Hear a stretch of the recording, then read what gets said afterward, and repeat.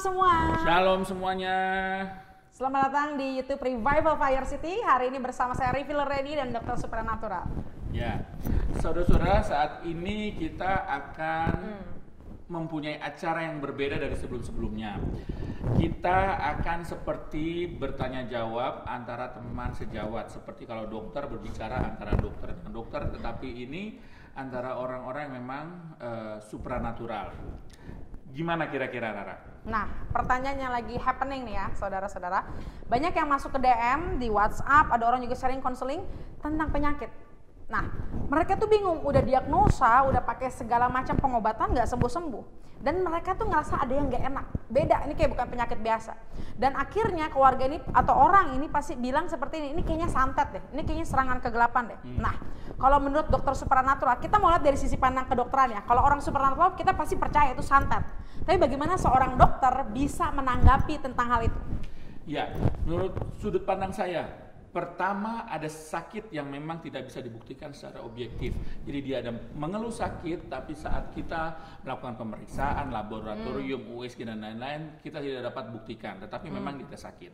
Yang kedua, memang ada sakitnya dan dapat dibuktikan secara medis, dapat dibuktikan dengan laboratorium dan lain-lain.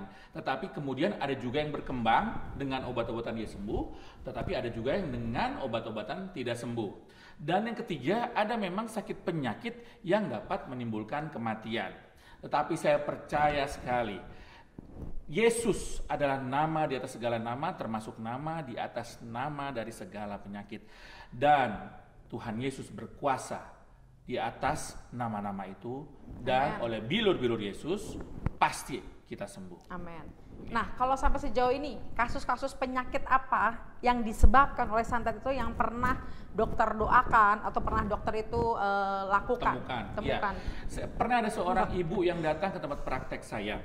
Dia datang dengan keluhan perdarahan. Lalu kemudian saya buktikan secara fisik, saya USG tidak dapatkan miom, tidak dapatkan kista. Dan saat saya melakukan wawancara, saya mendapatkan vision bahwa ibu-ibu ini di belakangnya adalah ada spirit nenek-nenek. Dan saat saya jelaskan kepada ibu itu ada spirit seperti ini, dan dia terkaget-kaget. Dan dia katakan bahwa memang beberapa lama dia mimpi atau melihat ada spirit seperti ini. Dan kemudian saya juga dapat hubungkan bahwa ini kok berhubungan dengan rumah tangganya. Dan ibu itu berkata bahwa dia sudah cerai dengan suaminya karena suaminya berselingkuh dengan wanita lain, tetapi tetap dia masih diganggu. Dan saya percaya bahwa ini dilakukan oleh istri muda daripada suaminya karena ketakutan. Siapa tahu bisa kembali lagi dengan suaminya. Di sini saya percaya bahwa guna-guna istri muda ya. Iya, seperti itu kira-kira, Rara. Waduh, bagaimana kalau kita menghadapi itu? Jangan kita kebas ya, saudara. Bagaimana kalau diantara Bapak Ibu atau Bapak Ibu kenal orang-orang kalau menghadapi seperti itu? Saya tiba-tiba ingat firman Tuhan, Dok, di Matius 17, Bapak Ibu, tentang orang yang sakit ayan. Kalau tadi kan pendarahan dan nggak ada spirit nenek-nenek. Nah, ternyata Alkitabiah, Bapak Ibu, firman Tuhan bilang bahwa orang yang sakit ayan juga di balik itu ada roh jahat. Lihat waktu itu murid-murid nggak bisa sembuhin orang yang sakit ayan itu di Matius 17 ayat 14 sampai 21. Dan Tuhan bilang gini, "Hai kamu angkatan yang tidak percaya dan yang sesat." Bayangin Tuhan bilang nggak percaya dan sesat loh. Berapa lama lagi aku harus tinggal di antara kamu? Berapa lama lagi aku harus sabar terhadap kamu? Bawalah anak itu kemari. Dan ingat, dengan keras Yesus menegur dia, lalu keluarlah setan itu daripadanya dan anak itu pun sembuh seketika itu juga. Saudara, kita percaya bahwa hal ini sedang terjadi di abad-abad ini, saudara. Saya percaya, tadi saya ngobrol sama Dr. Yanto ya. Jadi ketika setiap pandemi itu biasanya ada jenderal Tuhan yang bangkit, jenderal Tuhan kesembuhan. Dan kita percaya hari-hari ini walaupun kita belum lihat, bahkan mungkin kita belum punya iman seperti itu, tapi kita percaya suatu saat di waktu yang tepat Tuhan akan bangkitkan orang-orang seperti itu. Dan ayat 21-nya dengan jelas bilang gini loh, jenis ini tidak dapat diusir kecuali dengan berdoa dan berpuasa, saudara. Jadi hari-hari ini ayo kita banyak berdoa dan berpuasa. Karena seperti tadi Dr. Yanto bilang, di balik itu semua ada spirit, ada kuasa kegelapan. Oleh karena itu kita harus berdoa dan berpuasa. Nah, saya juga salut ya, Dr. Yanto. Waktu itu Dr. Yanto. Saat kita persiapan ini, kita tadi berbicara bahwa memang Tuhan berikan satu karunia. Nah, itu. terkadang saat saya mendoakan, saya ingin mendoakan saat kita rekaman YouTube bahwa saya merasakan sakit di mana. Dan saat ini saya nggak tahu bagaimana saya merasakan sakit di lutut kiri saya. Dan aku perkatakan di dalam nama Tuhan Yesus aku mendapatkan, bila Anda seorang ibu-ibu sudah cukup berumur di atas 40 tahun dan saat ini lututmu sakit, lututmu sebelah kiri sakit, aku perkatakan di dalam nama Tuhan Yesus, di dalam nama Tuhan Yesus, oleh bilur-bilur Yesus sembuh. Aku perkatakan di dalam nama Tuhan Yesus, nama Tuhanku Elohim, Tuhan yang menciptakan langit dan bumi, Tuhan yang menciptakan sendi yang baru pada lutut kirimu, di dalam nama Tuhan Yesus. Ya, memang kita tadi berdiskusi bahwa ada beberapa hal yang memang kita alami saat kita mau berjalan untuk menjadi pelayan Tuhan di sini. Mungkin Rara bisa menceritakan apakah ada pengalaman dengan sakit penyakit dan dunia spiritual juga. Ya. Kalau pengalaman tentang sakit penyakit sebenarnya banyak banget, tapi ketika ada satu hal yang menarik ya saudara, bahwa ada salah satu orang yang kami layani waktu itu, oma-oma, sebenarnya kami layani anaknya, tapi anak ini punya oma dan oma ini udah tua, udah berusia lanjut dan punya comorbid yaitu survivor daripada cancer. Tapi ketika beliau kena COVID, beliau punya semangat hidup yang tinggi, dia mau ngerawat anaknya, cucunya, sehingga dia selamat. Dia nggak mengalami yang namanya sakit yang parah daripada COVID itu, padahal dia punya komorbid dan udah usia lanjut. Dan tiba-tiba Tuhan bilang seperti ini, bahwa hari-hari ini jangan biarkan iblis mencuri sukacitamu. Jangan biarkan iblis mengambil keberanian kita. Karena jujur ketika saya pun kena COVID, hal yang pertama iblis serang itu sukacita kita. Hal yang pertama iblis serang itu ketakutan. Apapun jenis penyakit, paranoid, ketakutan. Jadi hari ini dalam nama Yesus angkat tanganmu kalau kau yang sedang mengalami ketakutan, kau yang mengalami ketakutan dan sakit penyakitmu, bahkan ketakutanmu lebih besar daripada penyakitmu, Tuhan bilang. Karena penyakitmu Tuhan mau sembuhkan hari ini. Angkat siap tanganmu. Aku melihat ada orang-orang yang nggak bisa tidur karena memikirkan penyakitmu. Bahkan kau sering kali stres dan itu yang membuat penyakitmu semakin nggak enak. Dan saya ngelihat itu, ada banyak wanita-wanita. Saya lihat wanita-wanita yang sebenarnya bukan karena engkau sakit, tapi karena engkau mengalami kesepian, karena engkau mengalami luka, dan Tuhan mau menyembuhkan engkau. Angkat tanganmu hari ini dan kami tolak siap intimidasi, siap ketakutan, siap kesedihan di dalam nama Yesus. Aku perkatakan hati yang gembira adalah obat. Aku perkatakan supernatural healing, kesembuhan yang supernatural terjadi atas engkau. Entah kenapa saya dengar nama Reni dari tadi ya, Reni. Kalau ada namanya Reni, kau bisa DM Instagram saya, untuk kau bisa komen di YouTube di bawah, karena saya dengar kata Reni. Dan Tuhan akan sembuhkan kau di dalam nama Yesus Kristus. Dengan bilur-bilur Tuhan Yesus ada kesembuhan. Kau tidak berjuang sendiri karena Tuhan Yesus bersama kau. Haleluya di dalam nama Yesus. Haleluya. Saudara-saudara, pengharapan di dalam Tuhan Yesus itu adalah pengharapan yang tidak pernah akan mengecewakanmu. Dan saya mendapatkan ada seorang bapak-bapak yang seperti pengharapannya hilang. Saya melihat dia ditinggalkan oleh keluarganya dan saat ini dia menderita sakit. Dan aku perkatakan di dalam nama Tuhan Yesus, letakkan pengharapanmu di dalam Tuhan Yesus. Letakkan dan perbesar imanmu. Semua permasalahanmu kau letakkan di dalam nama Tuhan Yesus. Berharap penuh dan beriman keluargamu akan kembali dengan caranya Tuhan. Beriman, perbesar imanmu. Jangan pedulikan apa yang kau alami sekarang. Kau mungkin tidak ada pekerjaan atau penghasilanmu turun, atau kau saat ini sedang sakit dan kau merasakan sakit itu yang menghambat kau untuk bekerja, untuk mencari penghasilan.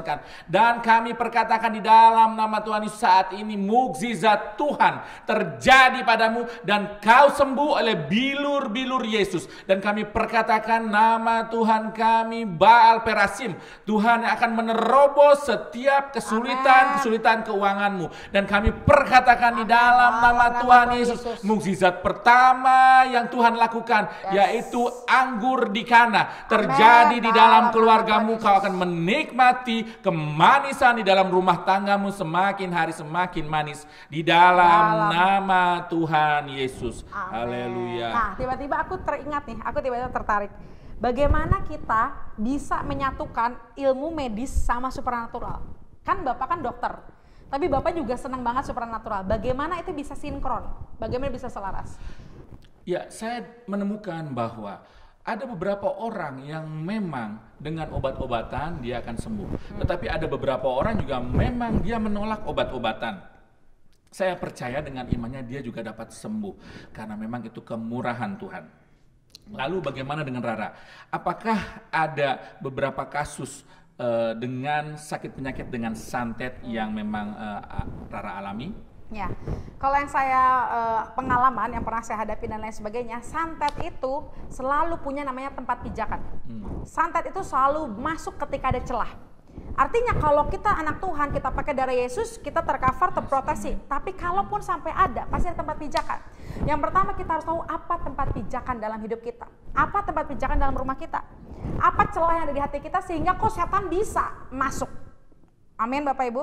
Nah ketika kita tahu tempat pijakannya, kita tahu bagaimana kita serang. Yang pasti itu bukan peperangan kita kok. Tenang aja Bapak Ibu. Tuhan Yesus yang berperang buat kita. Amen. Tuhan Yesus sudah berjanji. Di atas kayu salib, darah Yesus mengalahkan kutuk, Amen. Mengalahkan maut, mengalahkan Amen. Sakit penyakit. Kita declare kuasa kematian dan kebangkitan Tuhan Yesus. Bersatu hati bersama keluarga, bangun mesbah keluarga, bangun pujian penyembahan, urapi, kita berdoa puasa, kita benar-benar lakukan yang namanya doa yang gak henti-hentinya. Tapi ingat yang pertama, bereskan dulu apa sih tempat pijakan. Kalau memang kita harus akui dari depan Tuhan, minta ampun sama Tuhan. Kalau kita memang ada celah yang terbuka, minta Tuhan pengampunan, penebusan, baru kita berdoa. Kita perangi setiap spirit santet itu. Dan kita akan mengalami kesembuhan. Dan bukan hanya kesembuhan, apa yang dicuri iblis harus dikembalikan 7 kali lipat di dalam nama Yesus. Amin. Amin. Dan saya ngeliat ya, tiba-tiba dok, ada beberapa saya lihat ada beberapa kau adalah keluarga hamba Tuhan, kau pelayan Tuhan, bahkan kau seorang pendoa. Tapi belakangan ini kau seperti berputar-putar di tempat, kau seperti mundur, kau seperti berjalan mundur, karena ada serangan-serangan dalam hidupmu. Dan Tuhan bilang celahnya karena kau pahit. Celahnya karena engkau kecewa pada pemimpinmu. Dan Tuhan katakan saat ini minta penebusan, minta pengampunan atas kepahitanmu, atas kekecewaanmu. Kau adalah pendoa yang luar biasa. Kau adalah pelayan Tuhan, Tuhan akan bangkitkan kau. Kau bingung kenapa sih banyak hal terjadi. Kau bingung kenapa keuanganmu merosot, kenapa ada sakit penyakit. Tuhan bilang, ayo tutup setiap celah, habiskan semua tempat pijakan, dan mulai berperang kembali, dan mulai berdoa kembali, dan kau akan dibebaskan, dan kau akan dipulihkan di dalam nama Yesus. Tunggu, Tuhan katakan. 2022 akan jadi tahun kemenangan besar bagimu. Persiapkan dirimu di sepanjang akhir November sampai Desember ini, masuk dalam hadirat Tuhan lebih lagi. Bereskan apa yang belum beres di dalam nama Tuhan Yesus. Haleluya, haleluya. Dan saya dapatkan ada seorang bapak-bapak yang saat ini sedang menantikan promosi di dalam pekerjaannya, tetapi promosi ini tidak datang. Dia menunggu terus tapi tidak datang. Dan saya dapatkan kau ada bersalah terhadap istrimu. Ini adalah celah yang kau buat, sehingga ada beberapa teman kantormu yang memakai kuasa gelap membuat kau terhambat.